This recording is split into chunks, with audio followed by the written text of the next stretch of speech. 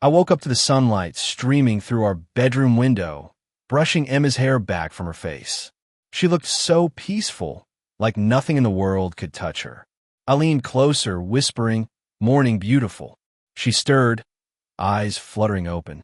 "Morning, sleepyhead." "I'm not sleepy," I said, grinning. "I just enjoy looking at you." She rolled her eyes, smiling despite herself. "You're ridiculous. You know that, right?" "I know, but you love it." Emma laughed softly, and I felt that warm ache in my chest, the one that made everything seem right. We had plans, real plans. A life together. A family. I imagined a small house with a garden, maybe a dog. Ryan would probably visit every weekend, making terrible jokes and stealing my snacks. Speaking of Ryan, my phone buzzed. I glanced at the screen. "Ryan," I muttered. "Hey, man," Ryan said as soon as I picked up. "You alive?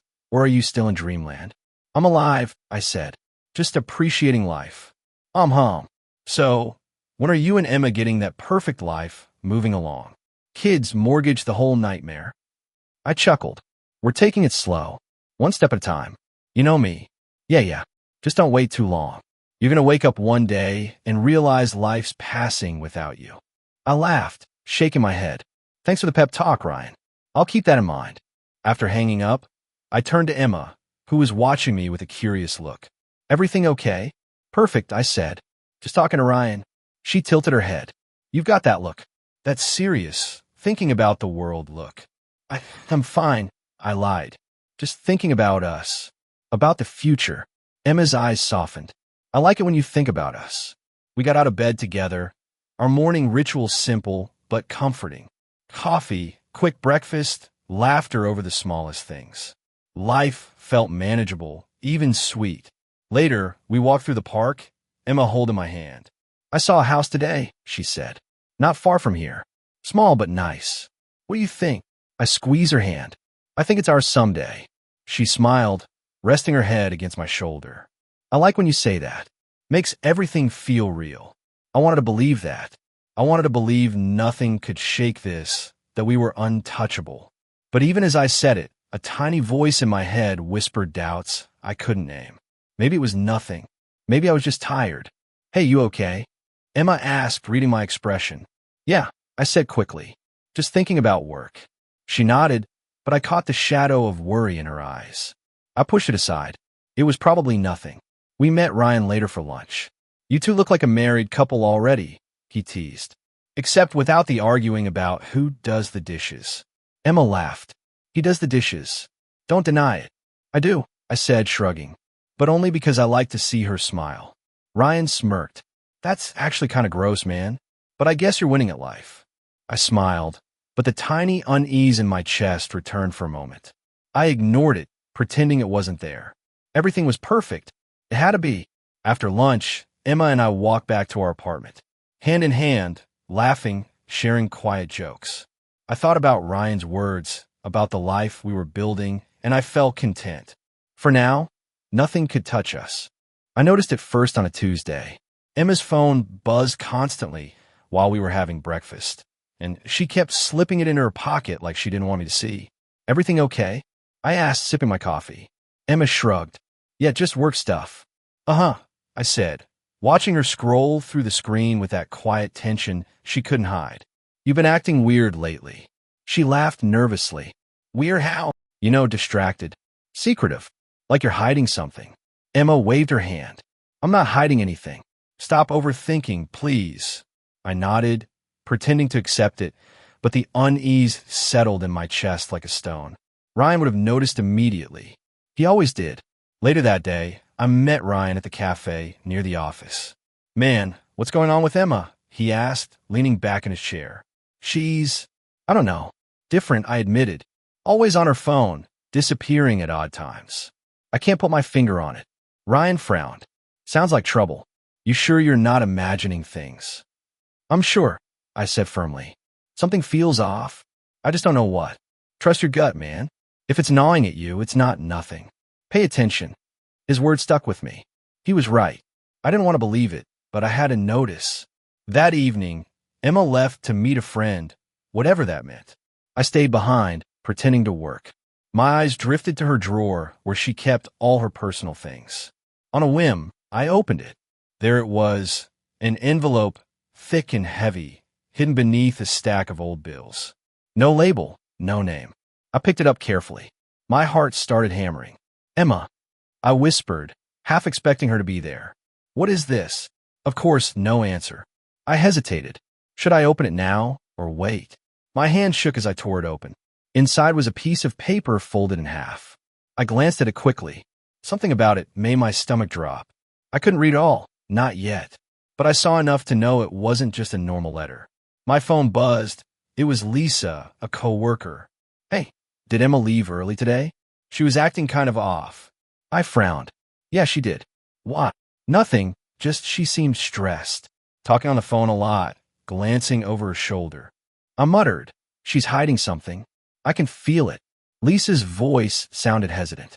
Well, I guess I'll see you tomorrow. Take care. I hung up, staring at the envelope.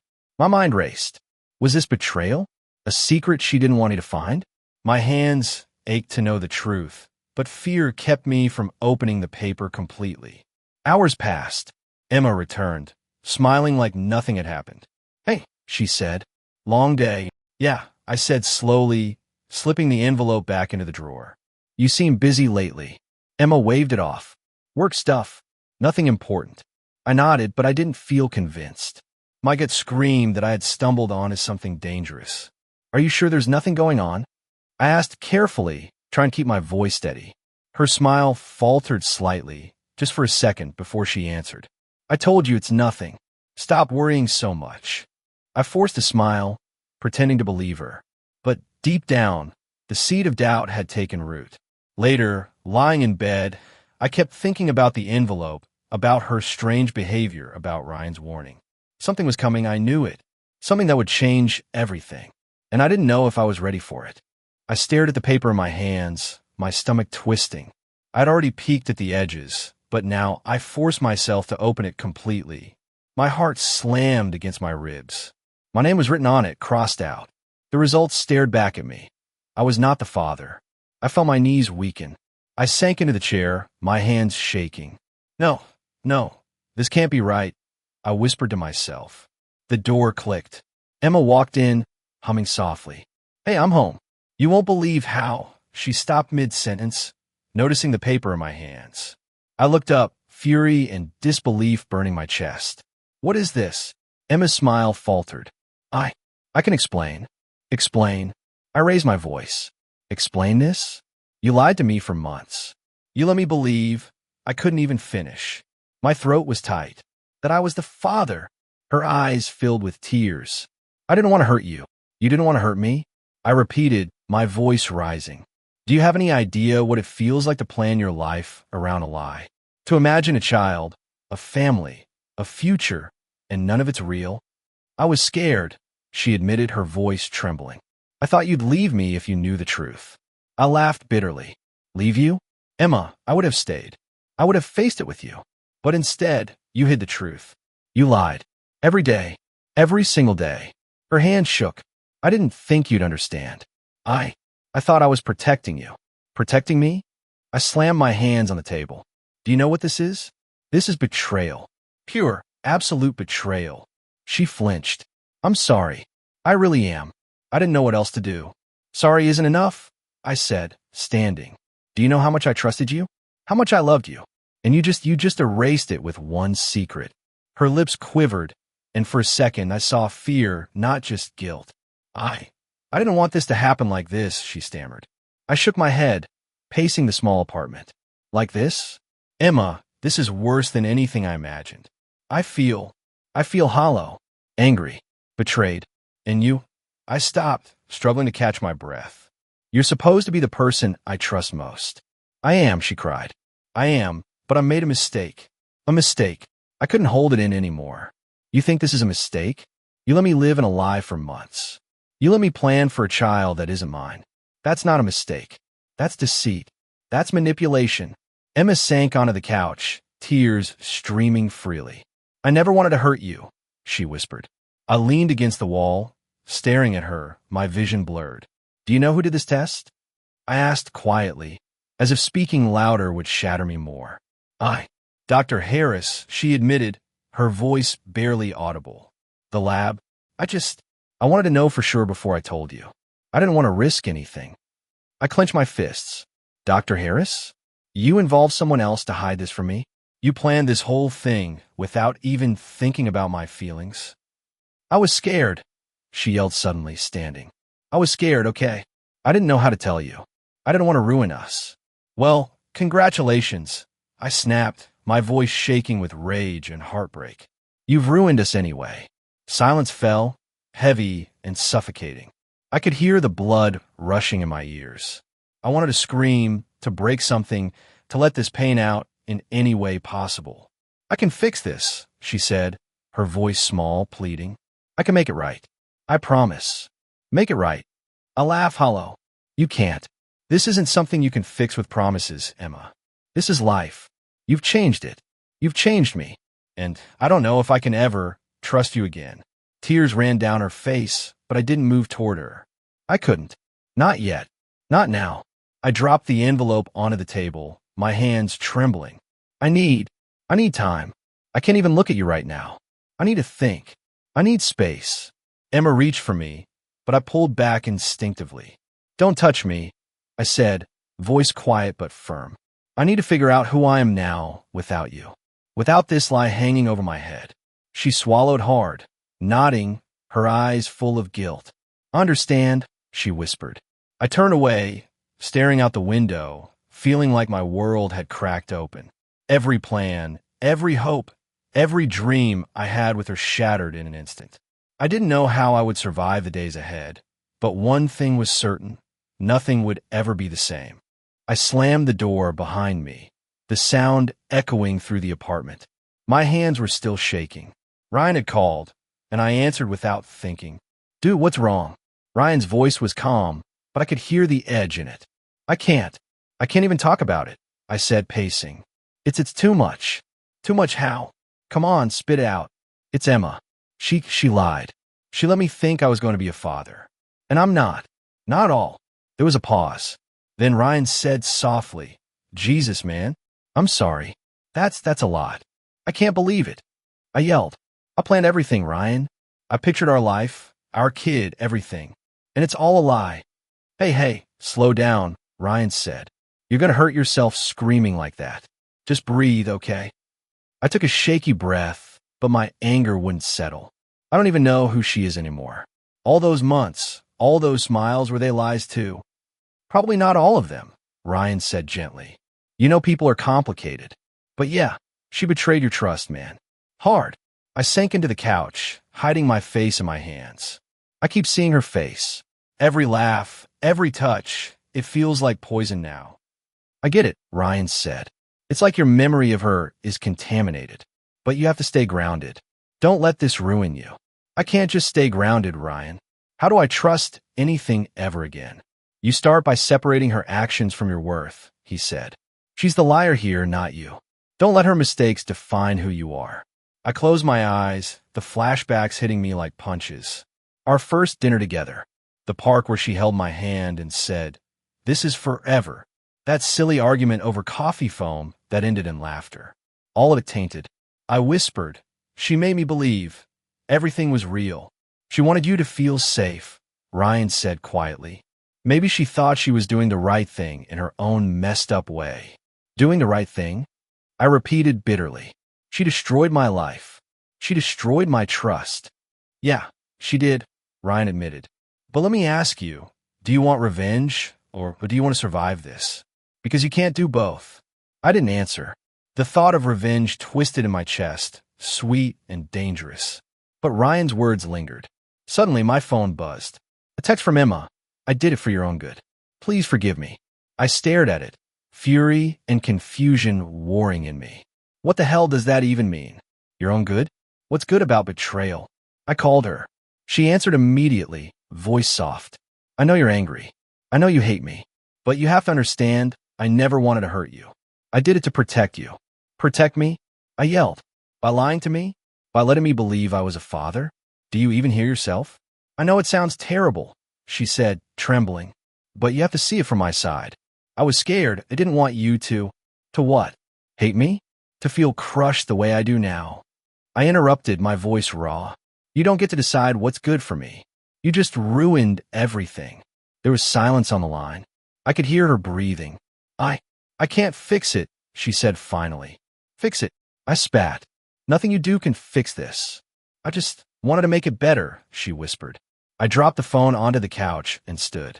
My chest ached. I wanted to scream, to cry, to smash something, but I knew I needed space. I couldn't face her anymore. Not today, maybe not ever. Ryan's words echoed in my head. Separate her actions from your worth. I walked out of the apartment, slamming the door behind me again. The cool evening air hit my face, and I inhaled deeply, trying to find some clarity. I didn't know where I was going, but I knew one thing. I had to be away from her, from the lies, from the suffocating heartbreak. For the first time in months, I was alone. And maybe, just maybe, that was the only way I could start to breathe again. I stood outside Emma's parents' house, staring at the door. My hand hovered over the bell. Why am I even here? I muttered to myself. Closure? Or revenge? I pressed the bell before I could change my mind. Robert opened the door. His sharp eyes locked onto mine. You've got nerve coming here. I just want to talk, I said evenly. That's all. He stepped aside, but didn't smile. Make it quick. Emma's been through enough. Enough. I let out a dry laugh.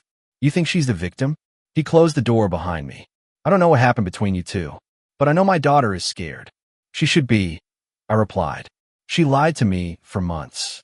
Robert crossed his arms. And what are you planning to do about it? That question hit me harder than I expected. I didn't answer right away. What was I planning? To expose her?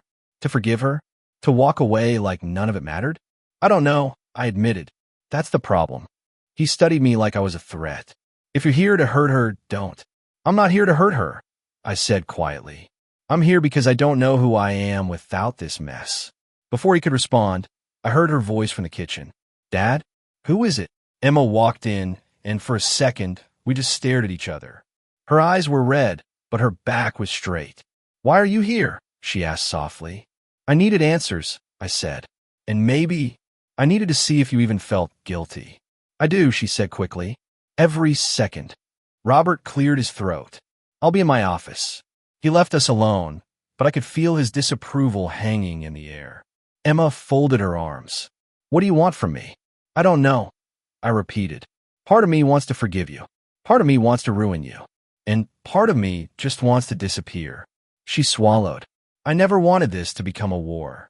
You made it one, I shot back. You lied. You decided what was best for me without asking. She looked down.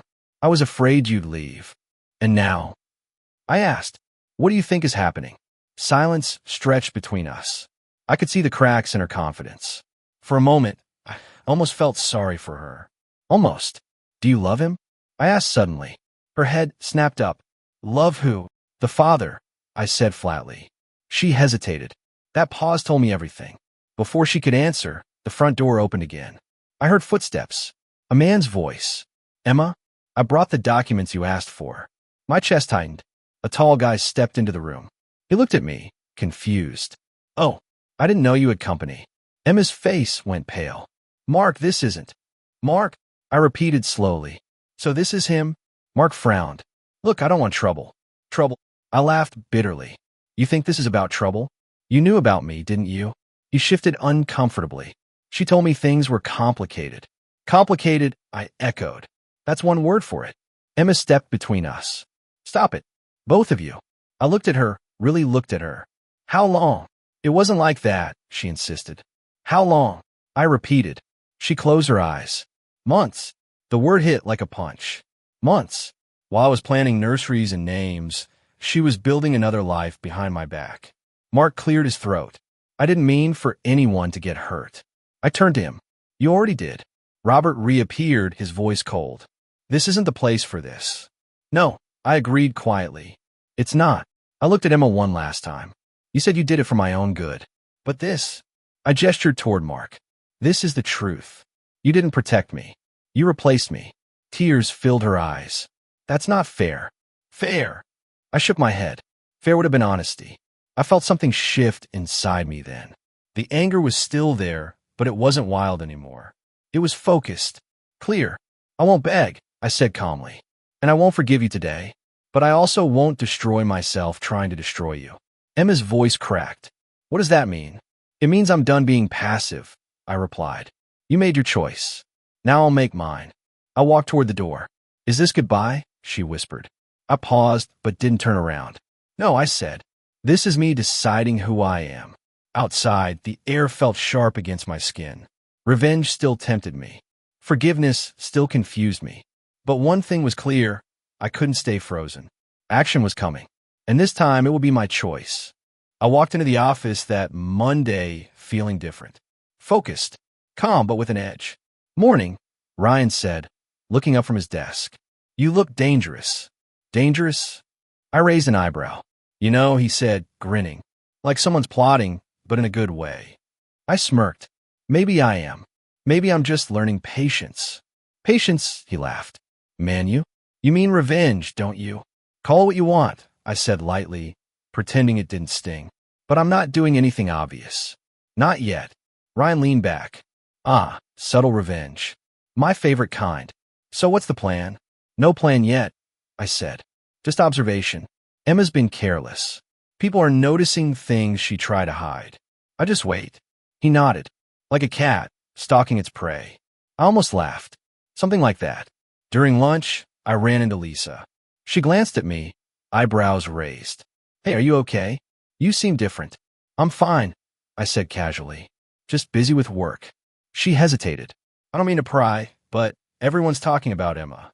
People are saying some things don't add up. I tilted my head. Oh, like what? She shrugged. Just rumors. Friends noticing contradictions. You know how it is. Yeah, I do, I said, letting a small smile creep onto my face. Thanks for telling me, Lisa. After lunch, I returned to my desk, feeling a strange satisfaction.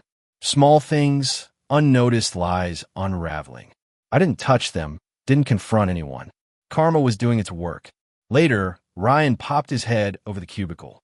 She knows people are talking yet. Not officially, I said, but cracks are showing. Small ones, but enough. He smirked. I love it. And you're keeping your hands clean. Nice. I have to, I said. This isn't about making her suffer. Not completely. It's about balance, about truth coming out. Ryan nodded seriously for once. Balance. I get that. You're growing, man. I shrugged, though his words settled in my chest. I've been thinking, I said quietly. Maybe I've been too focused on anger. I need to improve myself too. How's that? He asked. Work, I said simply. Fitness. Everything that reminds me who I am, not who she thinks I am. Good. That's smart. Don't lose yourself chasing her shadows. Days passed. Emma started slipping. I overheard a colleague mention her conflicting stories. Another friend expressed doubt at a dinner party. Social tension built, quietly but surely. And I watched, detached, but not unfeeling. One evening, I met Ryan for coffee. She's losing it, he said, sipping his drink. I saw her today, trying to explain something to her friends. They didn't buy it. I nodded. I saw too. I feel conflicted. Part of me wants her destroyed, but part of me doesn't. I just want justice. To see her face reality. Ryan smiled. That's called growing up, man. Revenge is sweet, but clarity is sweeter. I thought about that. I wanted clarity more than anger now. I wanted her to understand consequences without me being the villain in the story. Over the next few weeks, I focused on myself more than her.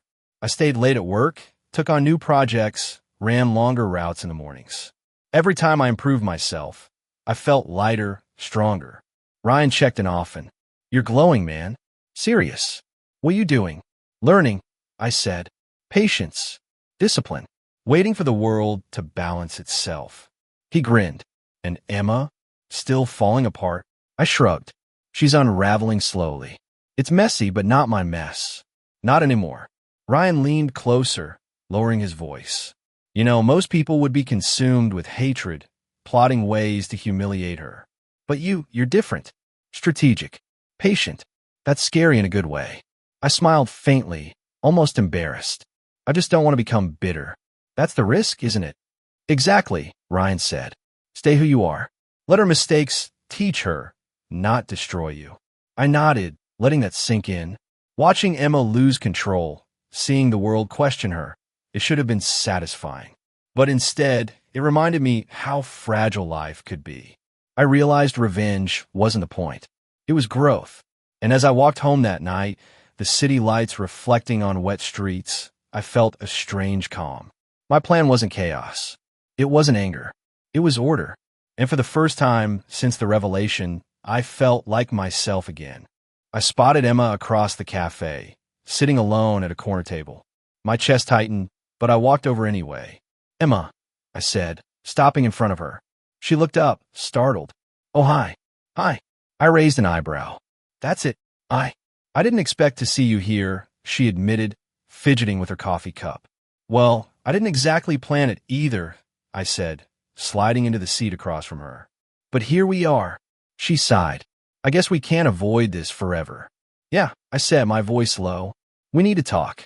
"I know," she whispered. I never wanted it to come to this." I leaned back, studying her. "Really? Because it feels like you wanted to control every outcome. The lies, the secrets, it all feels deliberate." She flinched. "It wasn't meant to hurt you. Wasn't meant to." I repeated sharply. "Emma, do you understand what you did? I planned my life around a lie.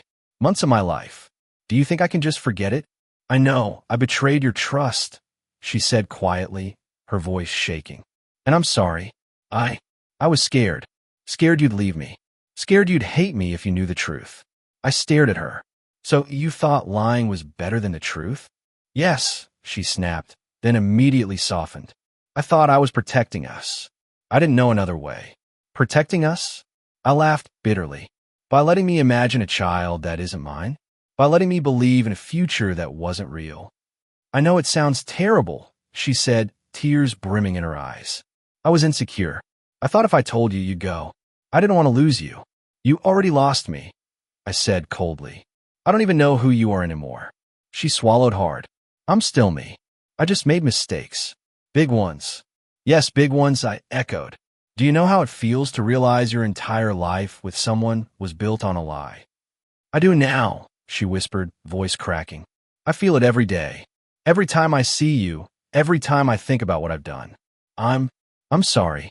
I never wanted to hurt you like this." Her vulnerability hit me differently than I expected. For a second, I felt the pull of old love, the one I had before the betrayal, the one that made me trust her completely. "I don't know if I can forgive you," I admitted, voice quieter now. Part of me wants to walk away and never look back. "I don't expect you to forgive me," she said, voice barely audible. "I just wanted you to understand why. Not excuse me, just understand." I exhaled slowly. "I get it," I said finally. "I understand fear. I understand insecurity. I understand wanting to protect someone, even if it's the wrong way. But I also understand that some things can't be undone." She nodded, tears spilling over now. "I know. I wanted closure. Even if you hate me, I needed you to know the truth came from fear, not malice." I looked at her for a long moment. My anger was still there, simmering beneath the surface. But the need for emotional closure was stronger. I didn't need her punished.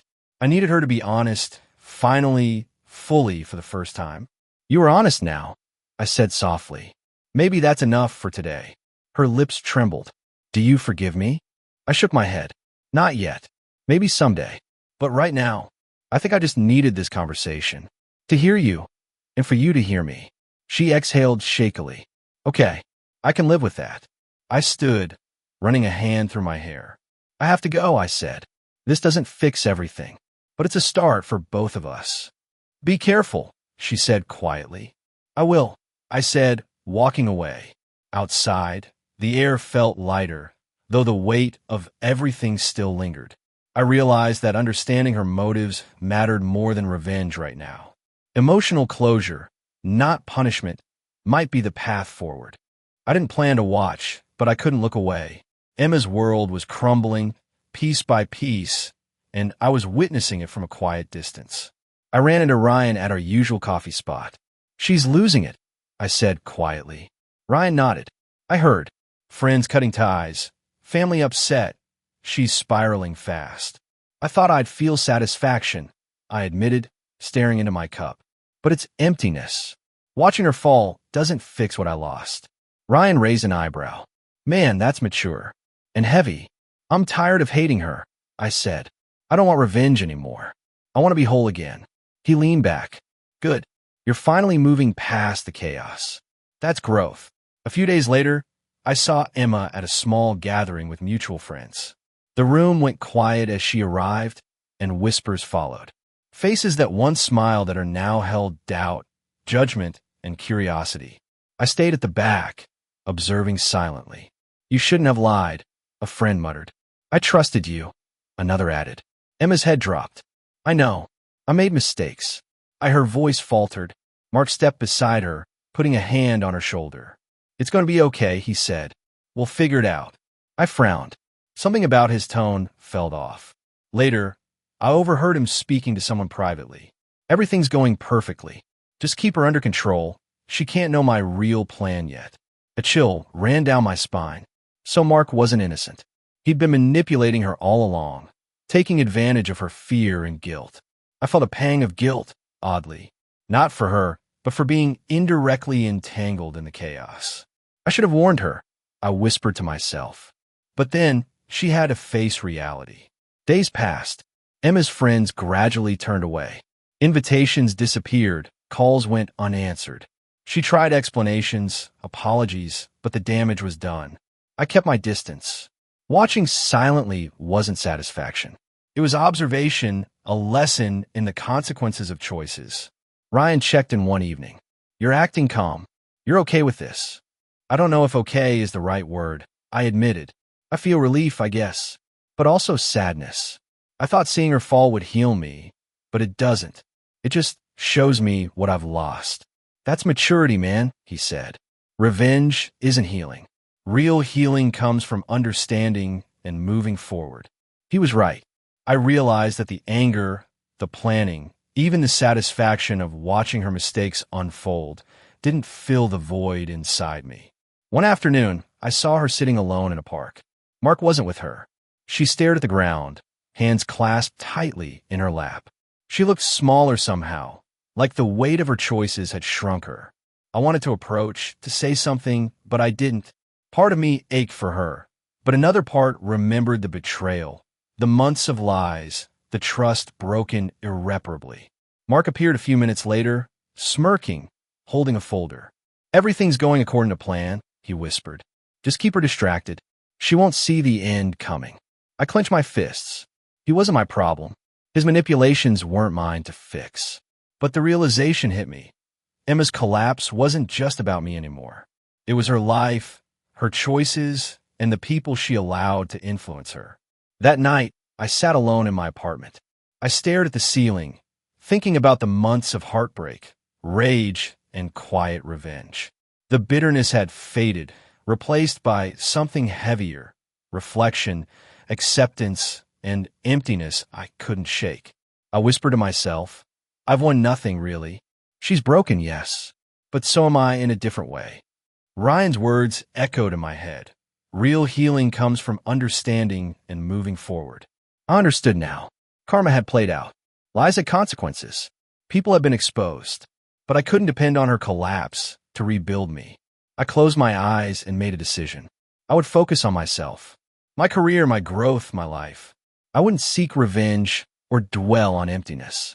I would take the lessons and move forward. Emma's collapse was a chapter ending, not a victory.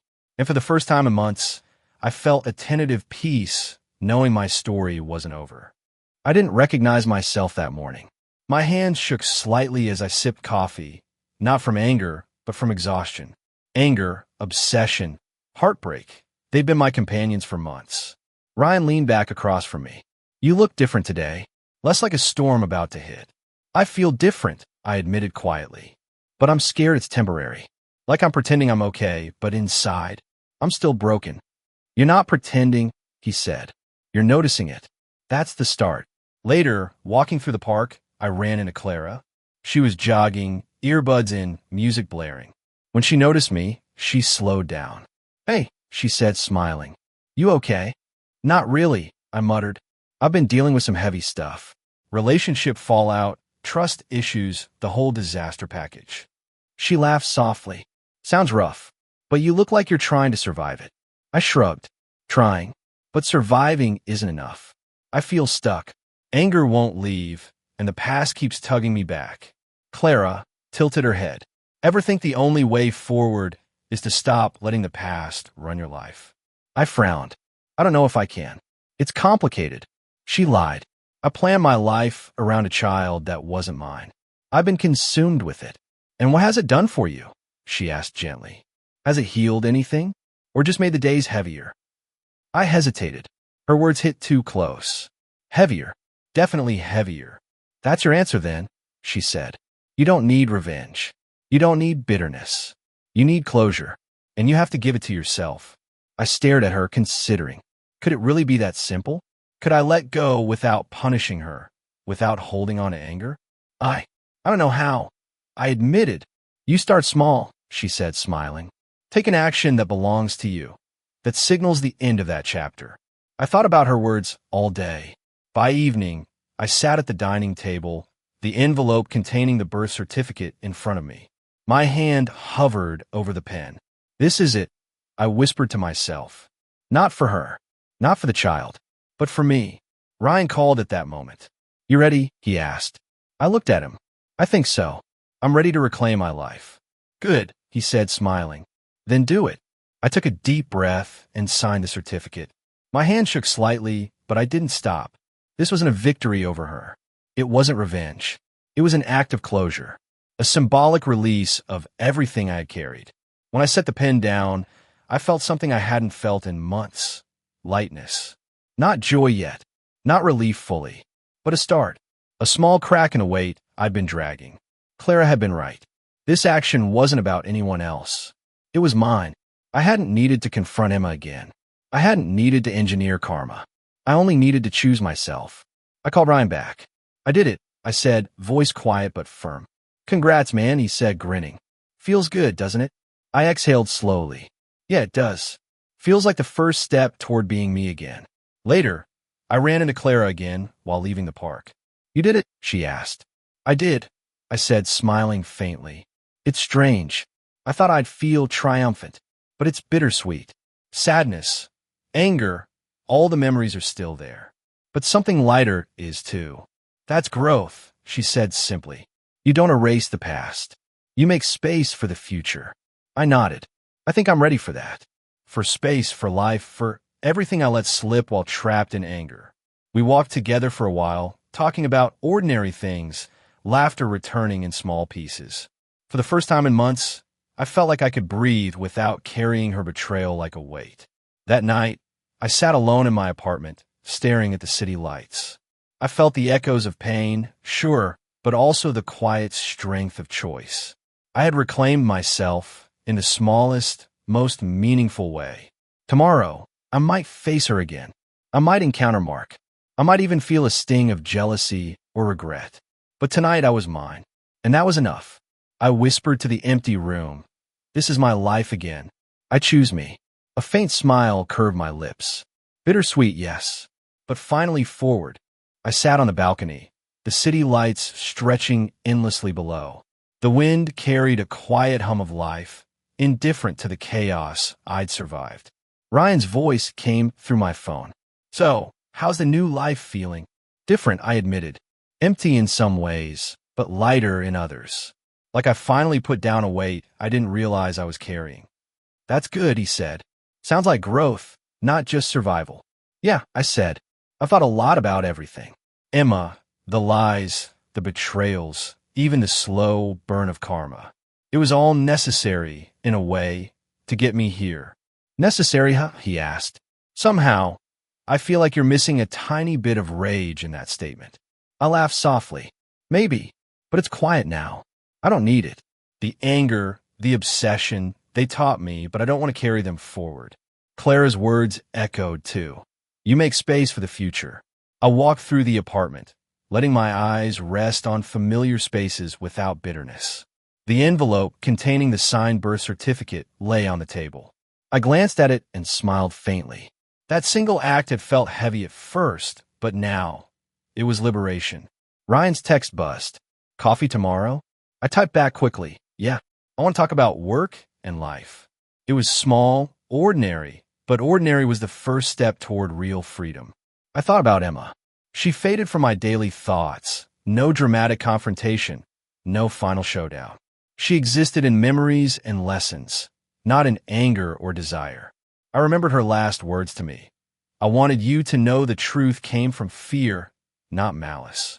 They haunted me for months, and now they felt like the last link I needed to let go.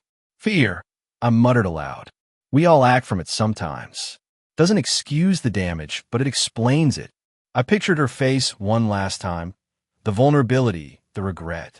It wasn't satisfying in the way revenge would have been. It was human. Messy, flawed, real. Clara appeared at the door without knocking. Hey, she said softly. You look peaceful. I am trying, I said, smiling faintly. It's strange. I thought peace meant forgetting. But it's not forgetting. It's accepting. Choosing not to let it control me. She stepped inside, taking a seat across from me. That's exactly it. You're finally making space for yourself. We talked for hours. Not about her or Emma. Not about betrayal or revenge. Just life, work, and dreams that had nothing to do with the past. It felt healthy. Ryan joined us later, bringing coffee and jokes that made me laugh harder than I had in months. It wasn't escape. It was grounding. Connection without the shadows of lies and heartbreak. I have to admit, Ryan said between sips, I didn't think you'd get here so fast. You're steady now. Calm, even. I said. There's no point in lingering in the past. No point in being bitter. The only person I can truly save is me. Clara nodded. Exactly. And saving yourself doesn't mean erasing the past. It means using it wisely. I thought about the birth certificate again. That small piece of paper wasn't just a legal document. It was a symbol. My act of closure. My declaration that I was reclaiming my life on my own terms. Funny, I said quietly. It's just a piece of paper. And yet, signing it, it changed everything. Clara smiled. Symbols matter. They remind us of our choices. The city lights flickered as night deepened. I breathed in, feeling the air fill me, carrying away remnants of anger and pain. The past would always exist, but it no longer defined me. Ready to move forward? Ryan asked, nudging me gently. I think I am, I said firmly. I'm choosing life, choosing growth, choosing resilience. Clara reached out, touching my shoulder lightly. And you're not alone. You have people who care, who support you. That makes moving forward easier. I know, I said, and I'm grateful. More than I can say. I stepped to the balcony again, looking at the city beneath me. It stretched endlessly, full of possibilities I hadn't dared to imagine while trapped in anger and heartbreak. I let the quiet fill me, letting the past settle without pulling me under. For the first time, I didn't feel the weight of betrayal. I felt ready. I whispered to the night, this is my life. Mine to live, mine to shape. A faint smile curved my lips. Bittersweet, yes, but full of hope. The journey wasn't over, but I was no longer a prisoner of the past. I was finally moving forward.